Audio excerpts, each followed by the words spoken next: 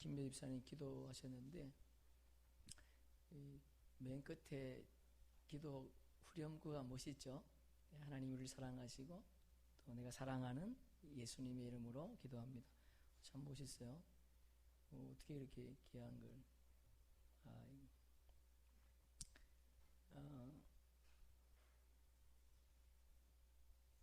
우리 출애굽기 11번째 시간인데요. 모세가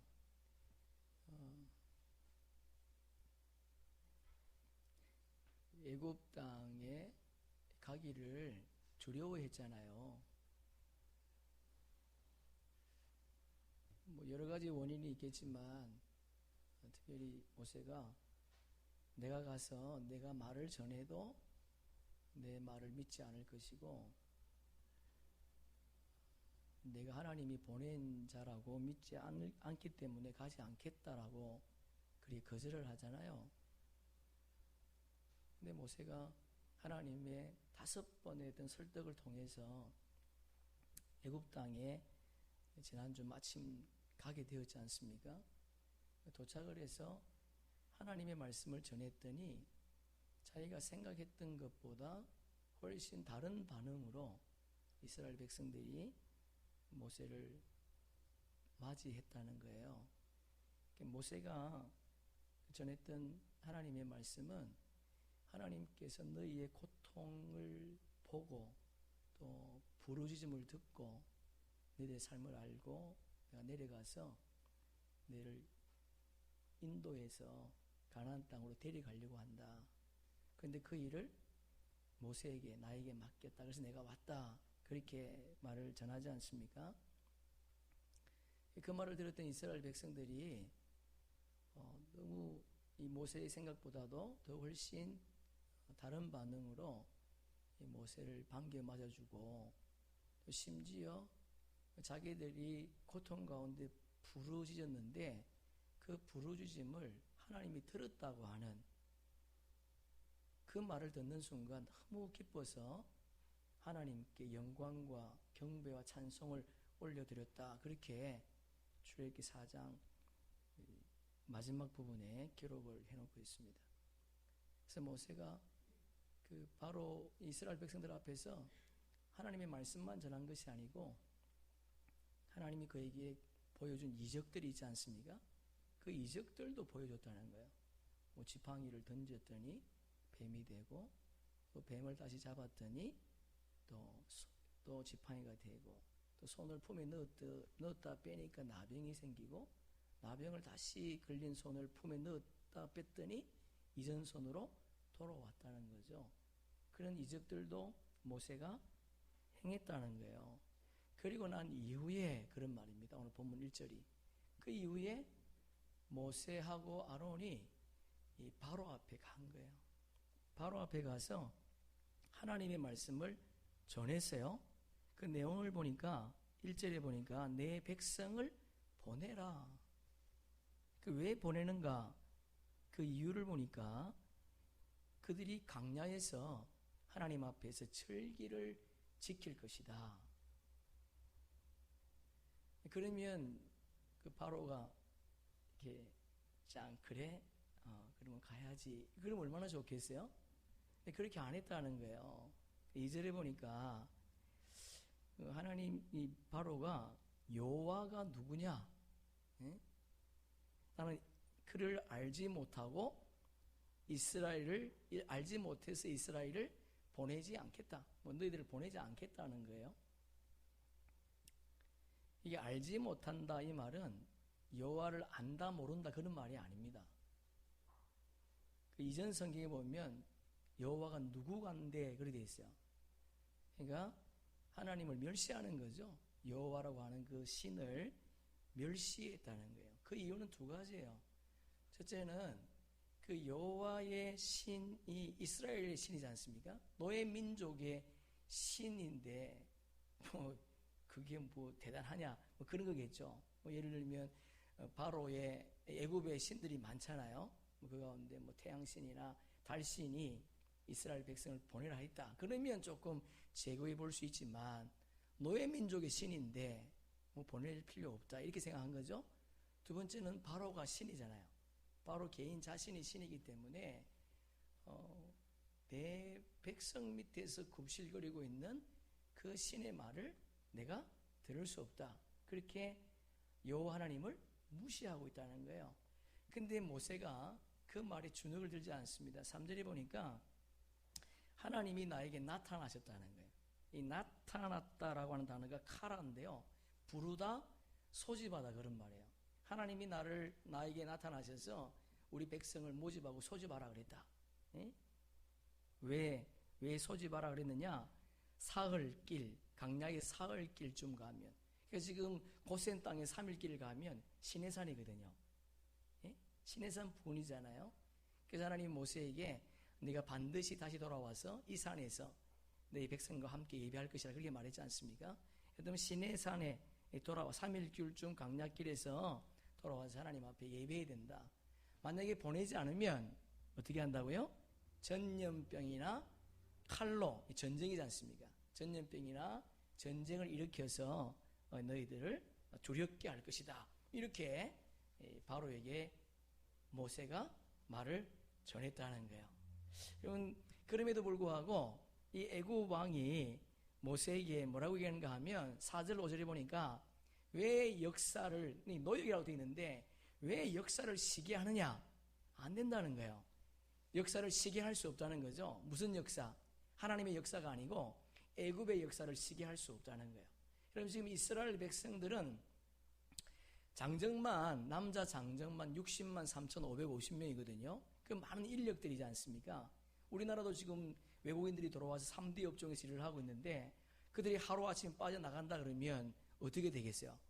경제가 올스톱 될 수 있지 않습니까? 그러니까 약 200만 명이나 되는, 여인까지 포함하면 100만 명이 이상 되는 노역이 애굽의 역사를 이어가고 있는데 그들이 만약에 강야에 나가서 예배를 드리면 어떻게 된다는 거예요?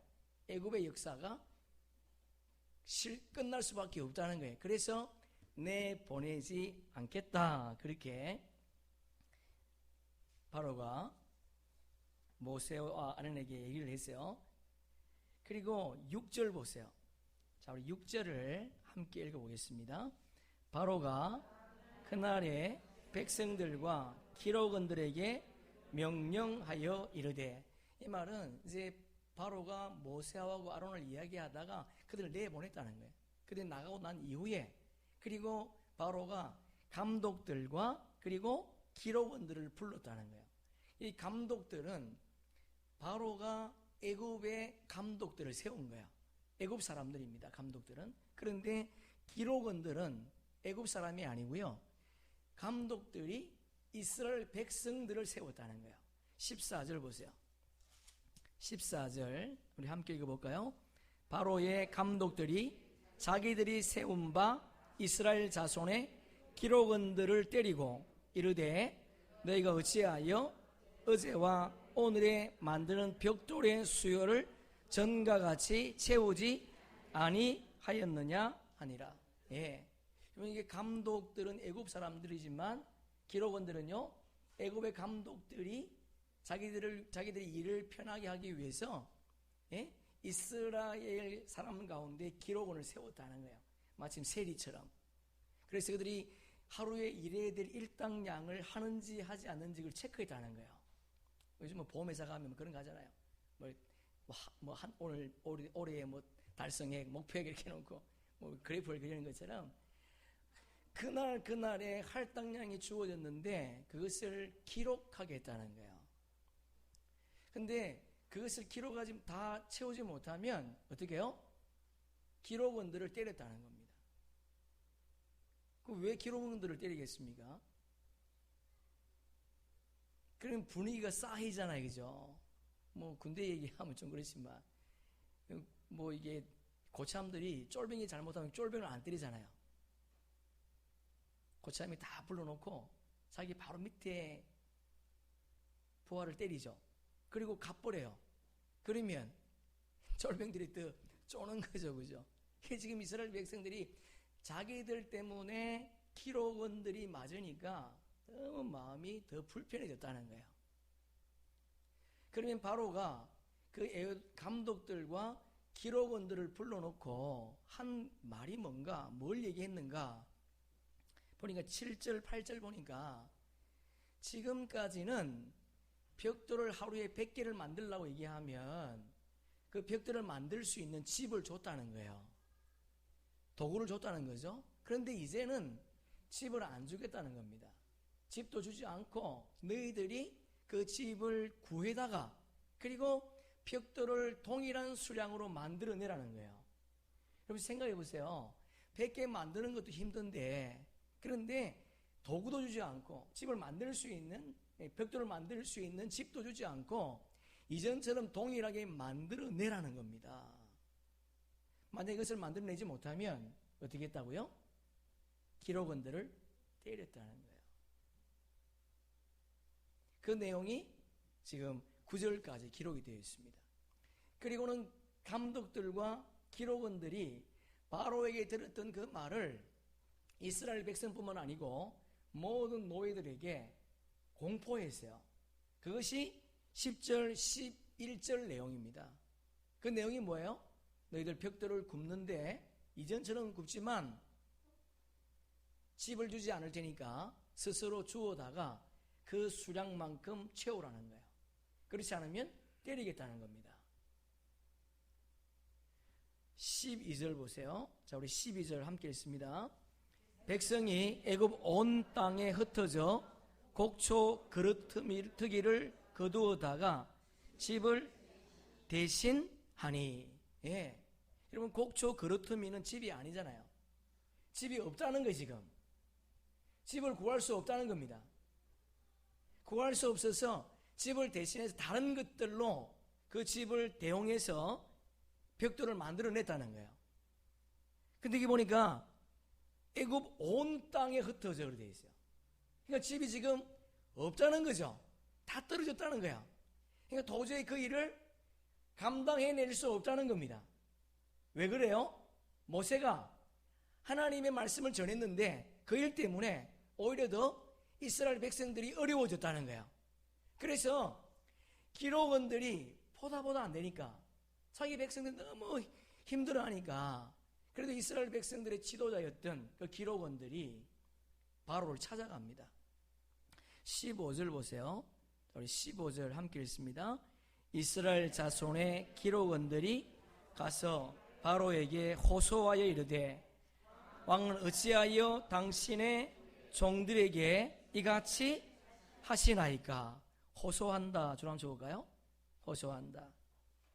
이 호소한다는 것이 부르짖는다 그런 말이에요. 부르짖는다. 부르짖었다. 부르짖었다.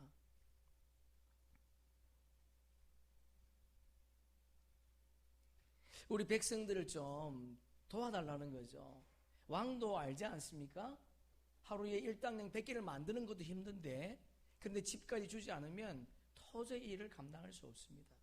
그러니까 좀 집을 주셔서 그 일을 할 수 있도록 도와달라. 선처도 하고 부르짖기도 했다는 거예요. 그럼에도 불구하고 이 바로가 그들의 말을 듣지 않습니다. 보세요. 이게 몇 절이죠? 17절 보세요. 17절, 18절 함께 읽습니다. 바로가 이르되 너희가 게으르다. 그러므로 너희가 이르기를 우리가 가서 여호와께 제사를 드리지 않은도다. 이제 가서 일하라. 집은 너희에게 주지 않을지라도 벽돌은 너희가 수량대로 바칠지니라. 이제 가서 일하라. 나하고 지금 말할 시간이 없다는 거야. 지금 나하고 말할 시간에 빨리 나가서 집을 주어서 그 수량대로 채우라는 겁니다. 근데 18, 17절에 보니까 게으르다 그렇게 되어 있죠. 라파라는 라파. 이 라파라는 단어는 해이해지다, 느슨해지다 그런 말이에요. 첫째는 마음이 해이해졌다. 마음이 빠졌다는 거죠. 마음이 해이해졌다. 느슨해지다, 시간이 넉넉해졌다는 거예요. 마음이 해이해지고 시간이 넉넉하니까 너희들이 뭐 한다고요? 제사를 드리려고 한다. 그러니까 그런 시간에 집은 제공해주지 않지만 집을 주워다가 그 수량만큼 만들어 내라는 거예요.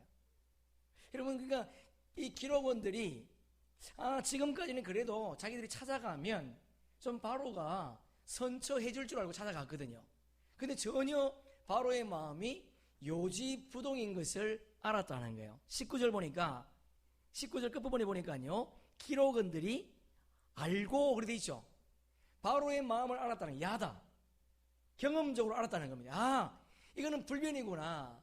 이제는 그렇게 할 수밖에 없구나. 매일 우리는 고역을 해야 되고, 그 매일 맞아가면서 일을 해야 되겠구나. 그것을 체험적으로 몸소 알았다는 겁니다. 그런데 그들이, 기록원들이 바로와 이 대화를 나누고 나오는데 20절에 보니까요, 모세와 아론이 그들을 기다리고 있는 거예요. 왜 기다리고 있겠습니까? 기록원들이 한 말을 통해서 바로가 어떻게 했을까? 아마 그게 궁금했던 것 같아요. 그래서 모세와 아론이 길에 서서 그들을 만났습니다. 그들을 만나서 어떻게 되었는가 물어보는 거지요. 그랬더니 21절 함께 읽습니다. 그들에게 이르되 너희가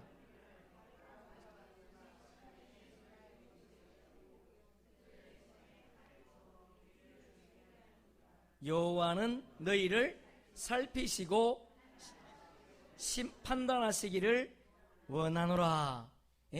너희가 바로 왕에게 가서 한 말 때문에 우리가 다 죽게 되었다. 죽게 되었다. 고역이 아니 이제 죽게 되었다. 죽게 되었다. 그래서 하나님께서 너희를 심판하기를 원한다. 여러분, 그러면 그때 누가 나타나야 돼요? 하나님이 짠 나타나셔서 도와줘야 되잖아요. 근데 하나님이 침묵하세요. 아무 말도 안 하세요. 아무 소리가 들리지 않습니다. 여러분, 이때 바로가 어떻게 하는가? 아니, 모세가 어떻게 하는가? 여러분, 히브리인들, 기록원들은 바로를 찾아갔는데 모세는요, 그렇게 하지 않습니다. 이것이 모세가 가지고 있었던 또 하나의 장점이기도 하지요. 여러분, 22절에 보니까 모세가 뭐 하는가? 기도합니다. 여러분, 근데 그 기도가 결코 좋은 기도는 아니었습니다. 두 가지 내용이죠. 하나님, 어찌해서 이 백성이 학대를 당하게 합니까?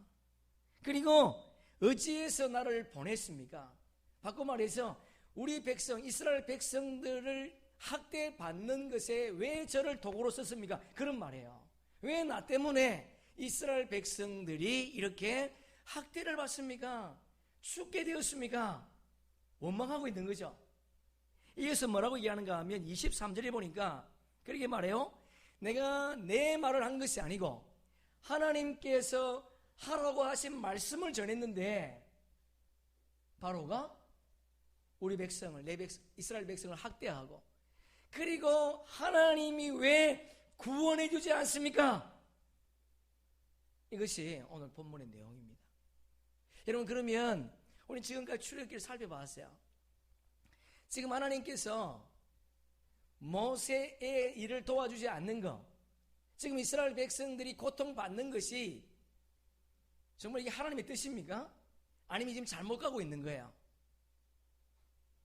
여러분, 지금까지 우리 출애굽기를 살펴보면서 하나님이 모세를 보낼 때에 모세야, 네가 가서 내 말을 전하면 바로가 이스라엘 백성들을 내 보내줄 거야, 그렇게 말하지 않았습니다. 내 말을 전해도 오히려 바로는 마음이 완악해져서 내 백성을 더 학대할 거야. 심지어 장자를 죽이기 전까지는 내 백성을 보내주지 않을 거야. 그럼 그렇게 하나님이 말씀했다는 거야. 모세는 그 말을 들었습니다. 여러분, 이스라엘 백성들은 그 언약의 내용을 듣지 않았습니다. 이스라엘 백성들은 그 일을 만날 때에 하나님을 원망할 수 있고 모세를 원망할 수 있습니다. 그러나 모세는 그렇게 하면 안 된다는 거예요. 자, 그럼 여러분 성경 한번 찾아보세요. 3장 19절 보세요. 3장 19절 20절 우리 두 절을 한번 읽어봅시다. 시작.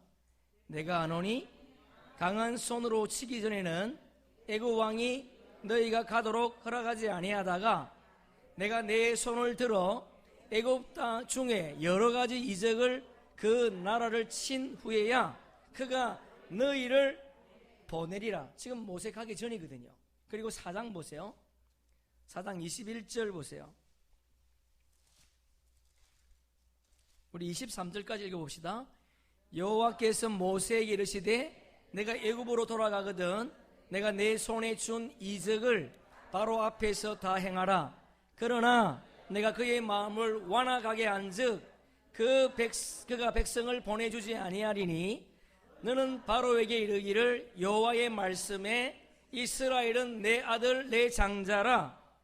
내가 내게 이르기를 내 아들을 주어 나를 섬기게 하라 하여도 내가 보내주기를 거절하니 내가 내 아들 내 장자를 죽이리라 하셨다라 하시니라.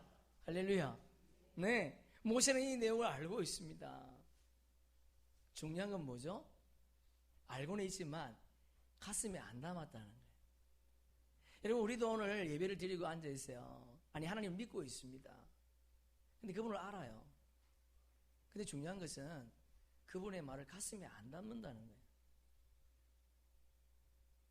여러분, 우리가 그분의 말씀을 가슴에 담으면 반드시 행동이 따라오게 되어 있습니다. 여기만 하니까 이까지 안 내려오니까 안 되는 거예요. 이게 모세가 지금 어떻게 해야 돼요? 이스라엘 백성을 향해서 위로하고 격려해야죠. 하나님의 방법이야. 하나님이 나에게 말씀하셨어.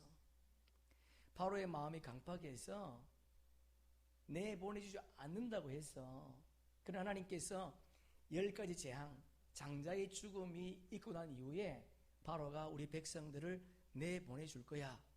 그렇게 이스라엘 백성들에게 모세가 얘기해야 됨에도 불구하고 모세도 지금 하나님 앞에 원망하고 있더라는 거예요. 여러분, 우리는 인생의 끝을 알고 있습니다. 우리가 이 땅이 어떻게 끝날지를 알고 있어요.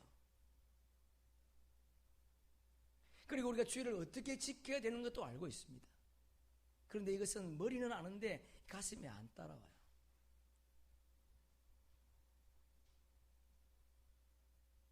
오늘 본문을 통해 주님은 우리에게 딱 2가지를 말씀하시는데, 첫째, 하나님은 우리가 바른 예배자가 되기를 원한다는 거예요. 1절 보세요. 1절. 자, 우리 다시 한번 읽어보겠습니다. 시작. 그 후에 모세와 아론이 바로에게 가서 이르되 이스라엘의 하나님 여호와께서 이렇게 말씀하시기를 내 백성을 보내라. 그러면 그들이 광야에서 내 앞에 절기를 지킬 것이니라 하셨나이다. 아멘. 내 앞에, 줄 한번 쳐볼까요? 예배는요, 하나님 앞에 서는 거예요. 오늘 우리는 하나님 앞에 서 있습니다. 코람데오. 그분 앞에 서 있는 거예요. 그분 앞에 서 있는데 어떻게 우리가 딴 생각할 수 있겠어요? 우리가 누구 어른을 만나도 졸지 않잖아요. 어른 만나는데 아무 옷이나 입고 옵니까? 아무렇게나 안 가잖아요. 우리 오늘 예배자로 모인 거예요. 하나님 앞에.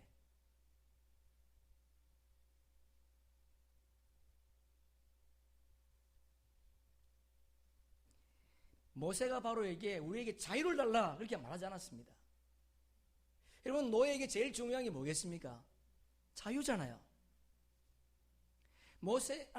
너에게 제일 중요한 건 자유예요. 그런데 하나님은 자유가 아니라는 거예요. 자유가. 너 인생의 자유가 어떤 것인가? 우리 인생의 참된 자유는 하나님 앞에 바르게 예배할 때, 그때 바른 참된 자유가 주어진다는 겁니다.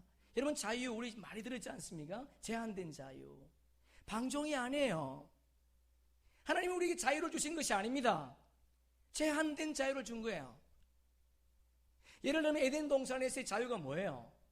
선악과를 안 따먹는 게 자유거든요. 여러분, 이 땅에 살아가는 우리에게도 자유가 주어졌지만 제한된 자유라는 거예요. 그들이 정말 누리고 싶은 것은 자유였지만 하나님은 모세에게 자유가 아니라 바른 예배자가 되라는 거예요. 예? 근데 오늘 본문에 보니까 강야에서. 왜 강야입니까? 왜 강야에서 예배해야 됩니까? 애굽은 안 됩니까? 안 됩니다, 여러분. 왜 강야에 됩니까? 강야. 이 강야는요, 한적한 곳이에요. 아무도 없는 곳입니다. 여러분, 오늘 우리는 이게 강야에 앉아 있는 거예요, 지금. 여러분, 강야에 앉아 있지만 온통 잡생하고 있으면 그 강야가 아니죠. 주님은 우리 골방에 가서 기도하라 그러거든요, 골방. 골방이 뭐죠? 아무도 없는 곳입니까? 그렇지 않습니다. 하나님 앞에 집중하는 자리. 오늘 저와 여러분은 강야에 있는 거예요.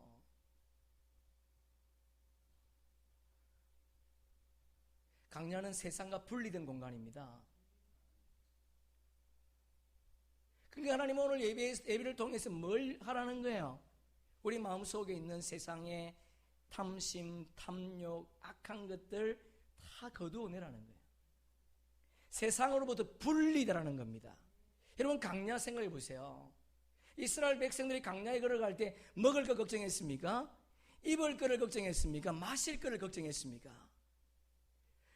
먹을 거 걱정하지 않았습니다. 하늘에서 만나가 떨어졌습니다. 마실 거 걱정하지 않았습니다. 반석을 치면 물이 나왔습니다. 입을 거 걱정하지 않았습니다. 40년 동안 그들이 입고 있던 옷이 헤어지지 않았다는 거예요. 여러분, 그 당시 신발이 뭐 대단한 좋은 신발이었겠습니까?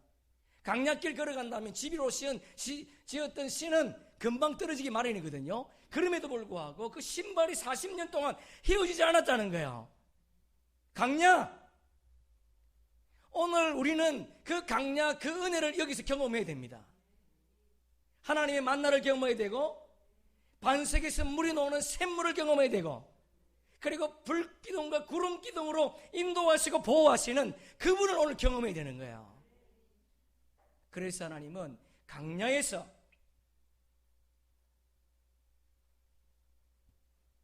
여러분, 우리의 삶 속에 하나님은 우리를 참된 자유자로 부르셨지만 그 참된 자유는 어떻게 주어지는가? 바른 예배자가 될 때 참된 자유가 주어진다는 거예요. 3절 보세요. 3절. 자, 우리 3절에 보니까 제사로 되어 있죠. 줄 한번 쳐보세요. 제사.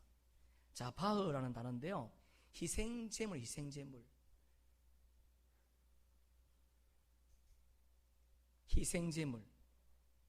제사에는 희생제물이 있다는 거예요. 여러분, 구약시대 때에는 제사하기 위해서 뭘 가져갔습니까? 짐승들, 그죠? 주로 어린 양을 잡아갔죠? 양을 드리지 않습니까? 그런데 여러분, 신약시대에는요, 하나님은 우리에게 더 요구하십니다. 제물만 요구하시는 게 아니에요. 우리의 마음과 정신과 온몸을 주님이 우리 나를 위해서 드리라 그래요. 로마서 12장 1절 한번 읽어봅시다. 그러므로 형제들아, 내가 하나님의 모든 자비하심으로 너희를 권하노니 너희 몸을 하나님이 기뻐하시는 거룩한 산제물로 드리라. 이는 너희가 드릴 영적, 너희 몸을 죽은 제물이 아니에요. 산제물로 우리의 재능을, 우리의 시간을, 우리의 달란트를, 우리의 모든 것을 그분께 드리라는 거예요. 이것이 우리에게 주어진 예배입니다. 그러니까 여러분, 우리의 삶 속에 예배 아닌 게 없겠죠. 우리가 일하고 있는 현장도 예배요. 내가 집에서 밥하는 것도 예배요. 설거지하는 것도 예배요. 누구를 만나는 것도 예배요. 모든 것을 주님께 집중해서 이 땅의 삶을 살아가는 것이 예배라는 거예요. 그런데 어떻게 우리가 하나님의 자녀답지 않는 삶을 살아낼 수 있겠습니까? 우리가 하나님 앞에 바른 예배자가 되어서 이 땅에서 참된 자유를 누리는 저와 여러분 되기를 주의 이름으로 축복합니다. 두 번째는요, 순종의 삶을 살아도 고난과 역경이 올 수 있다는 거예요. 어떤 분은 오해합니다. 내가 죄를 지었기 때문에 고난이 오고 징계를 받는다, 그렇게 말하는 분들이 있어요. 물론 그럴 수 있겠죠. 죄를 지었으니까. 그러나 그렇지 않습니다, 여러분. 고난에는 두 가지 색깔이 있어요. 오늘 본문에 보세요. 모세는 하나님의 말씀에 순종해서 정말 가고 싶지 않지만 갔습니다. 그리고 자기 말을 한 것이 아니에요. 하나님의 말씀을 전했습니다. 그랬더니 이스라엘 백성들이 자기를 향해서 원망하고 하나님은 아무 말씀도 하지 않고 묵묵부답이세요. 모세도 순종했다는 거예요. 그리고 예수 믿어도 질병이 옵니다. 예수 믿어도 죽습니다. 예수 믿어도 교통사고를 당할 수 있습니다. 예수 믿는다고 해서 모두가 만사형통이 아닙니다, 여러분. 예수 믿었다는 것은 어떤 의미가 있는가? 신분이 변화되었다는 거예요. 할렐루야. 여러분의 신분이 변화되었습니다. 어떤 것으로? 하나님의 아들로 신분이 변화가 되었다는 거예요. 여러분, 예수님이 이 땅에 오셨습니다. 그분을 하나님의 아들이라고 얘기하죠. 여러분, 그분이 이 땅에서 어떻게 사셨습니까? 여러분, 우리가 하나님의 아들이라고 하는 신분의 변화가 주어졌습니다. 신분의 변화가 나타났다는 것은 내가 하는 것마다 잘 되고 손드는 것마다 부응하고 그런 것이 아닙니다. 그런 기독교는 없습니다. 성경은 그런 말 하지 않았습니다. 하나님의 자녀가 되었다는 것은, 신분의 변화가 되었다는 것은 어떤 환경이나 어떤 문제를 만나도 환경이나 문제에 내 삶이 흔들리는 것이 아니라 그 넘어 계신 주님을 보는 것이 신분의 변화가 주어진 자의 삶이라는 거예요. 여러분, 성경은 요셉을 형통한 사람이라 그렇게 소개합니다. 과연 요셉이 형통한 사람입니까? 그렇지 않습니다.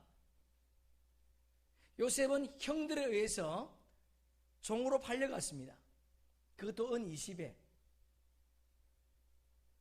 종살이 열심히 했습니다. 그 주인의 말에 한 가지도 어긴 것이 없었습니다. 그럼에도 불구하고 누명을 쓰고 감옥에 들어갔다는 거예요.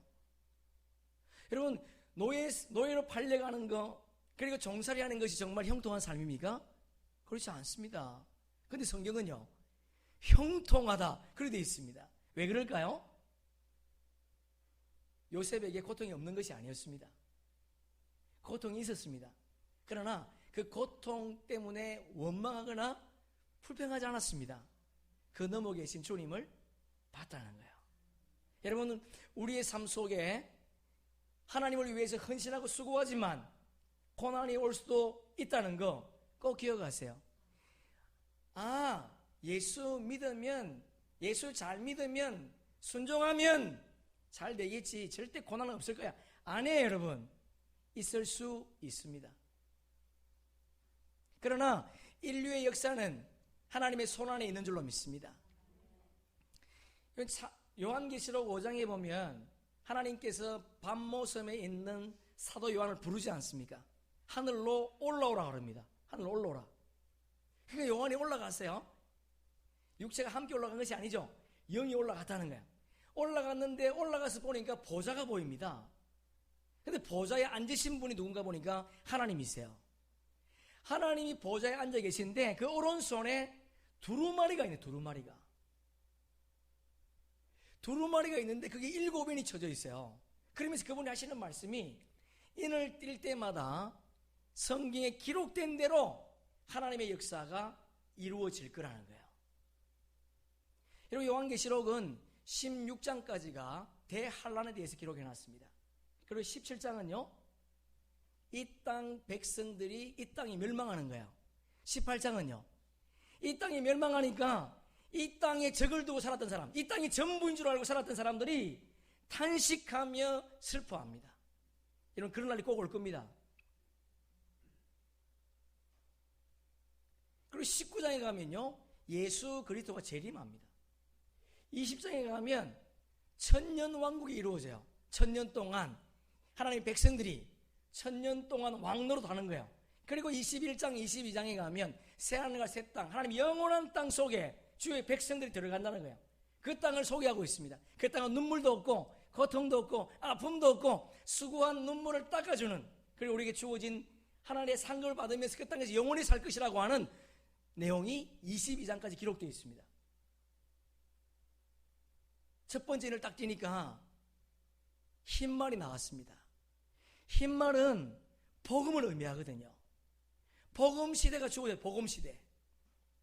여러분, 복음 시대가 주어졌는데 흰말을 띠니까 이기려고 하더라. 그렇게 되어 있습니다. 여러분, 이기면 끝나는 거지 않습니까? 그죠? 근데 이기려고 하더라. 그렇게 되어 있습니다. 흰말은 복음 시대거든요.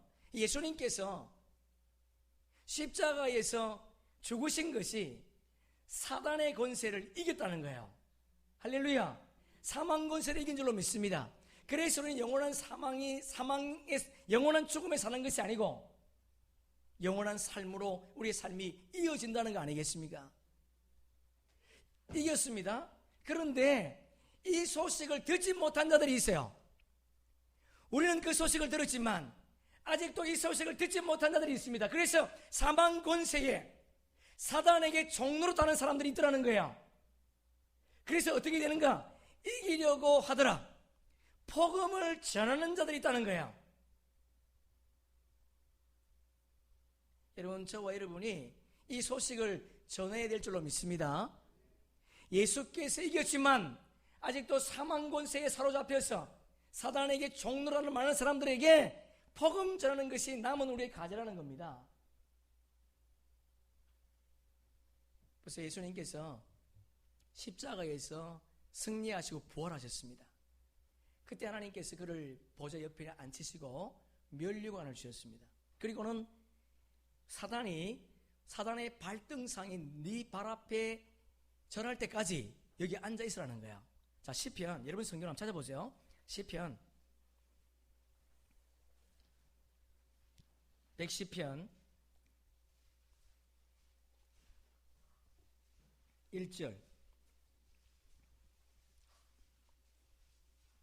시편 110편 1절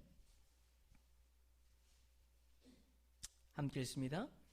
여호와께서 내 주에게 말씀하시기를 내가 내 원수들로 내 발판이 되게 하기까지 너는 내 오른편에 앉아 있으라 하셨도다. 여러분, 이기셨습니다. 예수님께서. 그리고 부활하셨습니다. 성천했는데 하나님께서 면류관을 주시면서 보좌 오른편에 앉아 있으라는 거야. 그러면 이기더라고는 누가 해야 되는 거야? 3절에 보니까 새벽이슬 같은 주의 청년들이 이 일에 즐거이 헌신하더라. 그렇게 되어 있습니다. 그러니까 청년이라는 것은 물리적인 청년이 아니지 않습니까? 하나님 믿는 주의 백성들이 사단을 이겼다고 이 소식을 들었던 저와 여러분이 이 일에 헌신하더라는 거예요.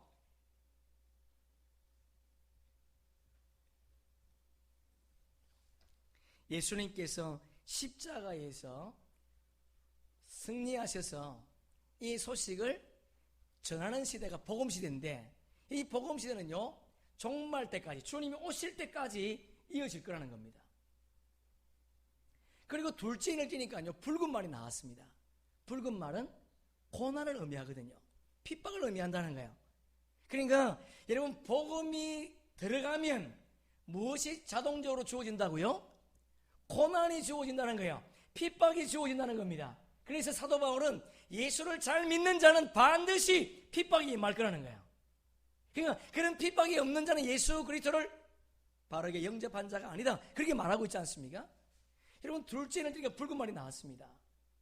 붉은 말은 핍박 시대를 의미하거든요.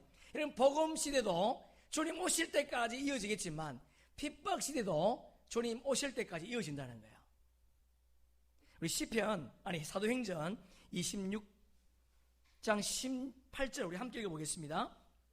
그 눈을 뜨게 하여 어두움에서 빛으로 사단의 권세에서 하나님께로 돌아오게 하고 제사함과 나를 믿어 거룩하게 된 무리 가운데서 기업을 얻게 하시기를 하더이다. 예, 여러분, 복음이 뭐예요? 어두움에서 빛으로 사단의 권세에서 하나님께로 돌아오는 것이 복음이라는 거예요.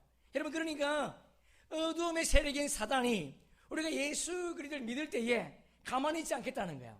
우리를 어떻게 해요? 공격하겠다는 거죠. 그래서 복음 시대가 시작되면, 내가 예수를 믿으면 곧바로 뭐가 일어난다고요? 핍박이 주어진다는 거예요. 여러분 보세요. 오늘 본문에도 보니까 순종했던 모세에게도 역경과 고난이 찾아오더라는 겁니다. 여러분, 우리가 하나님을 믿었음에도 불구하고 그분의 말씀에 순종하고 살아감에도 불구하고 고난이 찾아왔다면 그 고난을 그냥 원망하거나 불평함으로 보내지 마시고 하나님의 계획 속에, 하나님의 섭리 속에 내가 붙잡혀 있구나, 그것을 기억하면서 믿음으로 돌파할 수 있기를 주님의 이름으로 축복합니다. 말씀을 정리하겠습니다. 첫째는 하나님께서 오늘 우리에게, 저와 여러분을 세상에서 끄집어낸 이유가 있습니다. 그 이유가 뭐예요? 그 이유가 뭐죠? 바른 예배자가 되라는 거예요. 여러분, 하나님은 우리를 구원하신 목적이 있습니다. 여러분이 돈 많이 버는 거 하나님 결코 기뻐하지 않습니다. 세상 속에 열심히 일하는 거 그거 기뻐하지 않습니다. 예배가 우선되지 않는 사업, 예배가 우선되지 않는 재물, 예배가 우선되지 않는 그 무엇, 주님 기뻐하지 않습니다. 주님은 우리에게 자유를 주고 싶지만 참된 자유가 언제 주어지는가? 바른 예배자가 될 때에 우리에게 참된 기쁨이 주어진다는 거야. 바른 예배자가 되면 여러분이 일하지 않아도 주님이 하시겠다는 겁니다. 하늘에서 만나를 주시겠대요. 여러분, 가난한 심령이십니까? 사업이 안 되고 재물이 없어서 고통 속에 있습니까?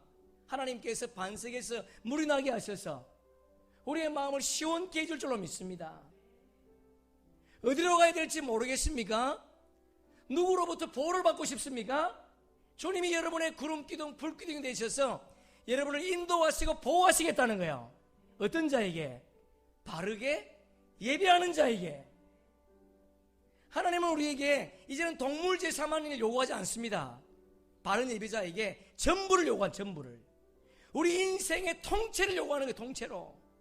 주님이 보지 않는 거 아무것도 없습니다. 여러분, 우리에게 주어진 모든 시간은 주님의 것이에요. 여러분에게 주어진 모든 재물도 주님 것입니다. 주님을 위해서 그것을 쓰라는 거예요. 그것을 사용하라는 겁니다. 살아있는 산재물 되기를 주님이 원하신다는 거 여러분 기억하시면서, 내가 이 땅에 참된 자유, 참된 평안, 참된 기쁨을 누리기 위해서는 첫째, 바른 예배자가 되어야 되겠다. 기억할 수 있기를 소망합니다. 두 번째, 여러분 예수를 믿어도 주의 말씀에 순종해도 고난과 역경이 있습니다. 여러분, 우리는 두 가지 시간을 살아냅니다. 살아가는 시간이 있습니다. 그리고 살아내는 시간이 있습니다. 살아가는 시간은요, 아침에 일어나면 뭐든지 다 계획이 다 돼요.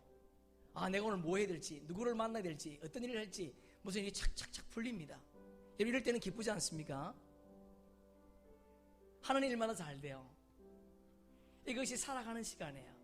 그러나 우리 인생에는 살아가는 시간만 있는 것이 아닙니다. 살아내야 할 시간이 있습니다. 그래서 어떤 사람은 살아내야 할 시간에 너무 힘들어서 스스로 목숨을 끊는 사람도 있습니다. 여러분, 살아내야 될 고통의 시간이 있다는 거예요. 저녁에 잠이 오지 않습니다. 아침에 눈을 떼기가 싫어요.